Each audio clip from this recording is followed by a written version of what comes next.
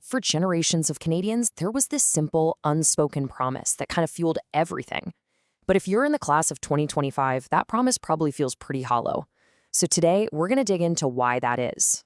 This was it. This was the golden ticket. A university degree wasn't just a piece of paper, right? It was sold as this guaranteed shield against economic uncertainty, a direct, clear path to a stable professional career. That was the deal. But for the grads coming out today, that excitement has pretty much turned into pure anxiety. The golden ticket, it's gone. And what they're walking into isn't just a tough job market, it's a market that seems fundamentally broken, totally misaligned with what they've trained for. So what on earth happened? Well, look, this isn't just some temporary dip in the market. We're talking about a major structural shift in how the whole job market works. And honestly, understanding why that promise is broken is the very first step to figuring out how to survive this new world. Okay, so to really get what's going on, you've got to look past the big headlines. The official numbers you hear on the news, they just don't tell the full story. In fact, they're actually masking a huge crisis that's brewing just for young people. So you're going to hear this number thrown around a lot, the national unemployment rate. It's sitting around 7.1%.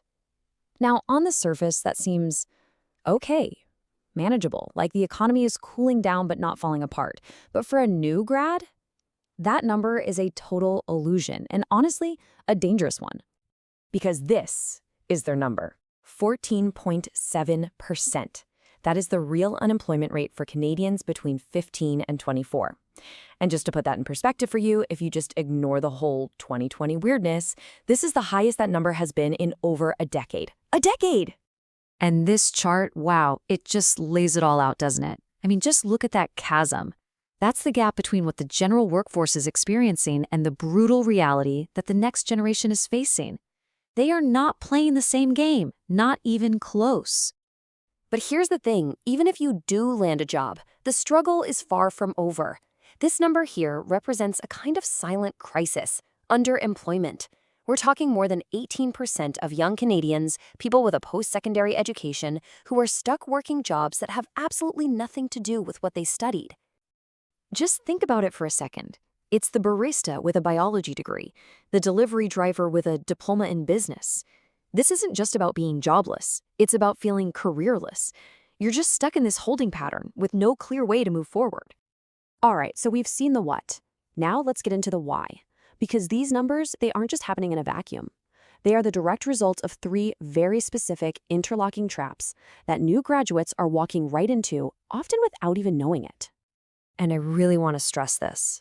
This isn't about graduates not trying hard enough or not being ambitious.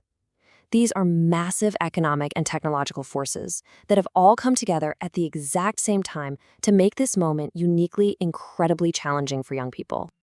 Okay, trap number one is just simple, brutal math. The average income for somebody in their early 20s, it's about $34,000. But the cost of living in a major city, where the jobs are supposed to be, is closer to $47,000. They're starting their careers with a $13,000 deficit right out of the gate. Then you've got the second trap, and it is an absolutely maddening paradox.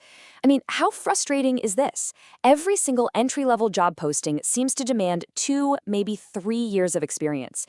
Employers have just become so afraid of taking a risk that they won't invest in training people anymore. And the final trap? Well, it's AI. And this isn't like the old automation that replaced factory jobs. This is different. Generative AI is going right after the entry-level white-collar work, the stuff that has always been the first rung on the career ladder. Writing basic code, drafting some marketing copy, handling customer service tickets. Those exact tasks are now being automated away.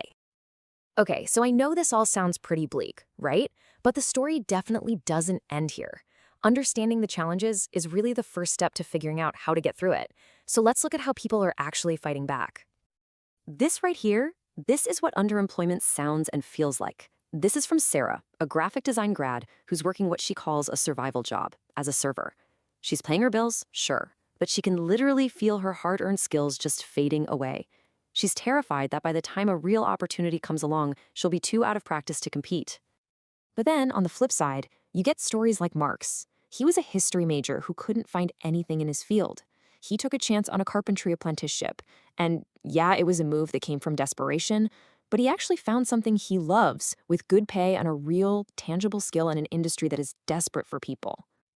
And what these stories really tell us is that the old way of doing things, graduate and just wait for a great company to discover you, that's over. It is dead. The graduates who are actually succeeding now are the ones who are becoming the active, strategic CEOs of their own careers. So, what does that actually look like? Well, here's a kind of survival guide. First, your degree is the ticket to the you but it's your skills that get you the job. So build a portfolio of actual proof. Second, don't just network, build a personal board of directors, mentors who can actually help you. Third, look at the boring industries. Seriously, logistics, insurance, skilled trades. They might not sound glamorous, but they are stable and they are starving for talent. And finally, learn to be like Mark. Be ready to pivot to where the opportunities actually are, not where you thought they would be. So in the end, yeah, this new reality is a really harsh wake-up call. The safety net that we all thought was there, it's gone. But that's also a challenge, and maybe an opportunity. It's going to force a whole generation to be more resilient, more creative, and way more strategic than any that came before it, to define success completely on their own terms, not by some ticket someone else printed for them.